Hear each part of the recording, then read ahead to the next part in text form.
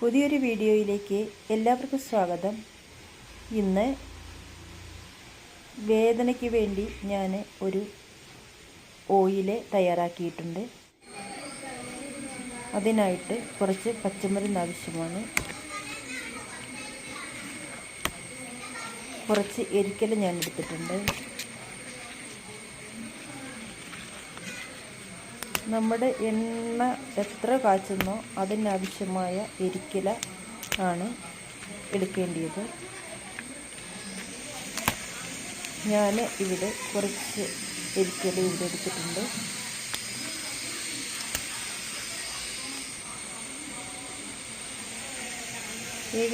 ഏകദേശം 8-10 എരിക്കല എടുത്തിട്ടുണ്ട്.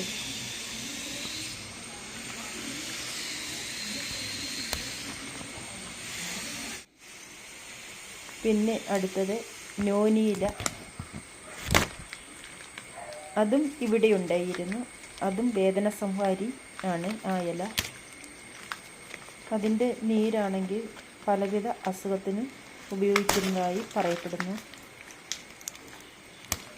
വേദനയ്ക്ക് നല്ലതാണ്. ഞങ്ങൾ അത്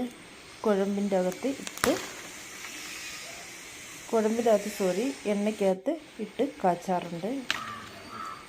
പിന്നെ വേണ്ടുന്നത് കുരുമുളക് പൊടി ഇലയാണ്. അതിൻ്റെയും 8-10 ഇല ഞാൻ എടുത്തിട്ടുണ്ട്.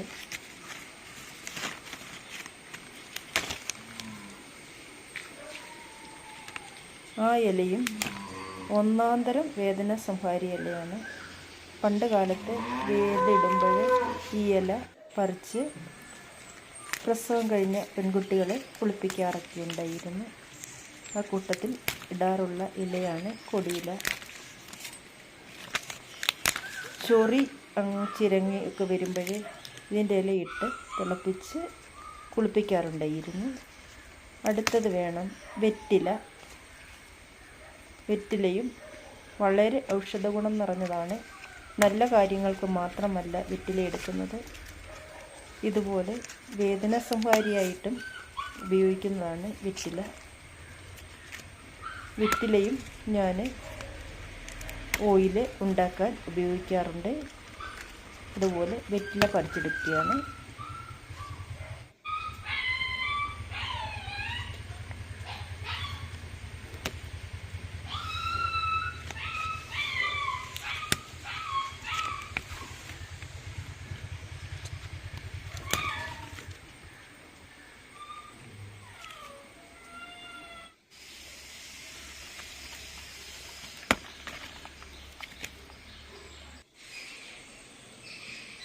ഇനി ഈ ഇലകളെല്ലാം കീടങ്ങളോ ചെലന്തി വലയോ വല്ലതും ഉണ്ടോ എന്ന് ശ്രദ്ധാപൂർവം നോക്കിയിട്ട് കഴുകി വൃത്തിയാക്കി എടുത്ത് വെള്ളം ഊറാനായിട്ട് വയ്ക്കണം.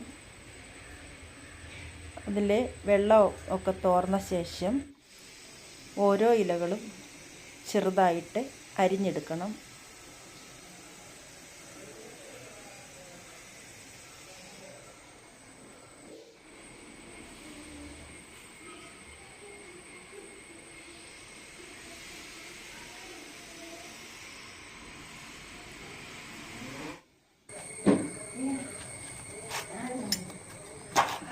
എല്ലാ ഇലയും ഞാൻ ചെറുതായിട്ട് അരിഞ്ഞു വെച്ചിട്ടുണ്ടായിരുന്നു.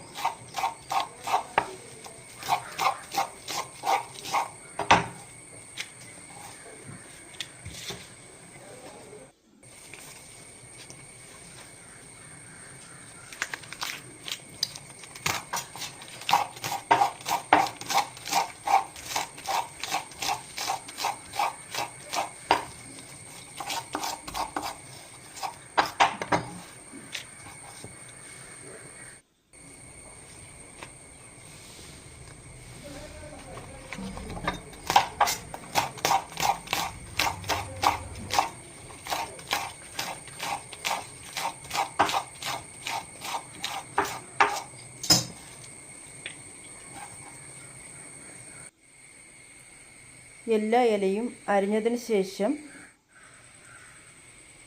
മിക്സിയിലൊന്ന് അരച്ചെടുക്കണം. ഞാനിവിടെ ഓയിൽ തയ്യാറാക്കാനായിട്ട് കടുകെണ്ണയാണ് ഉപയോഗിക്കുന്നത്. ഏതൊരെണ്ണയിലും ഇത് കാച്ചിയെടുക്കാം. എല്ലാം നന്നായി അരച്ചെടുത്തിട്ടുണ്ട്. ഇതെല്ലാം ഒന്നിച്ചാക്കിയിട്ട് സ്വല്പം വെള്ളം കൂടെ ചേർത്ത് ഒന്ന് മിക്സാക്കിയെടുത്തു.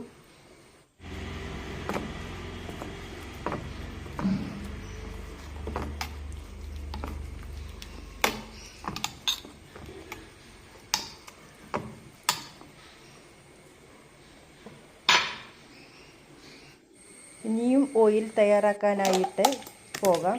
അതിനായി ഒരു ചീനിച്ചട്ടി അടുപ്പിൽ വെച്ചിട്ടുണ്ട്. അത് ഞാൻ ഇരുമ്പ് ചീനിച്ചട്ടിയാണ് എടുത്തിട്ടുള്ളത്. അതിലേക്ക് 1/2 ലിറ്റർ കടുകെണ്ണ ഒഴിച്ചു കൊടുത്തിട്ടുണ്ട്.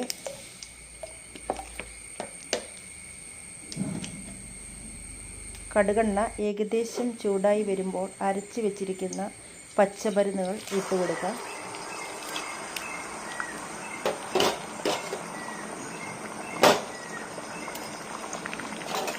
എല്ലാം നന്നായി ഒന്ന് എണ്ണയുമായിട്ട് മിക്സ് ചെയ്ത് കൊടുക്കുക.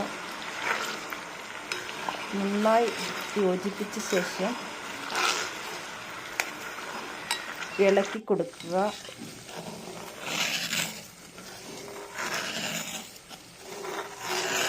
കൈ എടുക്കാതെ തന്നെ ഇളക്കി കൊടുത്തുകൊണ്ടേയിരിക്കണം. അല്ലെങ്കിൽ ഇലകളെല്ലാം അരച്ചത് അടിയിൽ പിടിക്കാൻ ചാൻസ് ഉണ്ട്. എല്ലായിടവും ഒന്ന് ഒരുപോലെ ഇലകളെ മൂത്ത് വരാൻ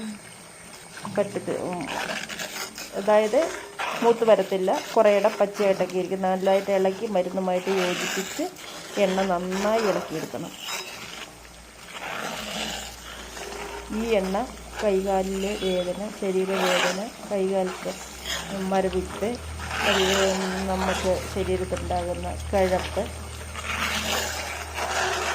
സന്ധിവേദന എല്ലാത്തിനും ഉത്തമമാണ് ഈ ഓയിൽ. നമ്മുടെ കടയിൽ നിന്നും കിട്ടുന്ന ഓയിലിപ്പം അത്ര നല്ലതല്ല. കുഴമ്പാണെന്നും പറഞ്ഞ് എന്തോ കളറ് ചേർത്ത് വരുന്നതാണ്. ഇങ്ങനെ ഒന്ന് തയ്യാറാക്കി നോക്കൂ. നമ്മുടെ മുറ്റത്തും ചുറ്റുപാടുകളിലും ഒക്കെ കാണുമല്ലോ ഈ ഇലകളൊക്കെ.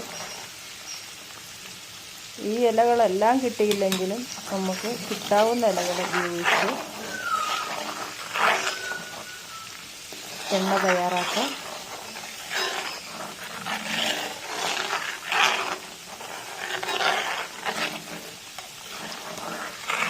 ഈ ഓയിൽ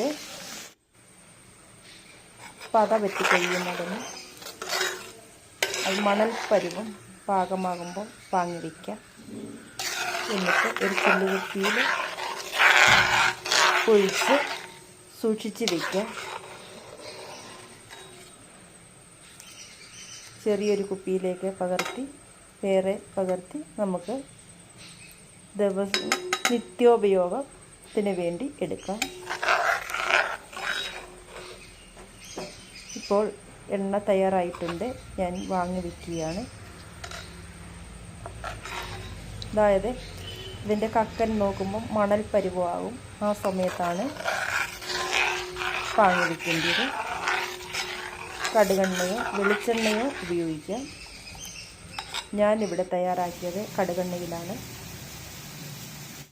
ഈ വീഡിയോ കണ്ട് ഇഷ്ടപ്പെട്ടുവെങ്കിൽ ലൈക്ക് ചെയ്യുക, കമൻറ്റ് ചെയ്യുക, സബ്സ്ക്രൈബ് ചെയ്യുക. അടുത്തൊരു വീഡിയോയിൽ വീണ്ടും കാണാം. നന്ദി, നമസ്കാരം.